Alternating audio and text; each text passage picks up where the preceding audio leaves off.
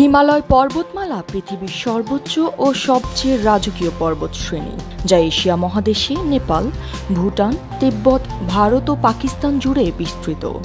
এটি শিখরে অবস্থিত মাউন্ট এভারেস্ট, যার উচ্চতা প্রায় ৮,৮৪৯ মিটার, বিশ্বের সর্বোচ্চ শৃঙ্গ, যা পর্বতারোহীদের স্বপ্নের ঠিকানা।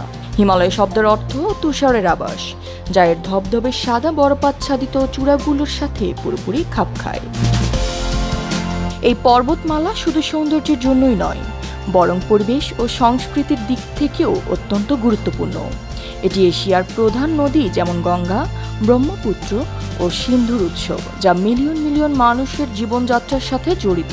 এছাড়াও হিমালয় হিন্দু ও বৌদ্ধ ধর্মের পবিত্র স্থান, যেখানে কৈলাস পর্বত ও মানস সরোবরের মতো তীর্থস্থান অবস্থিত।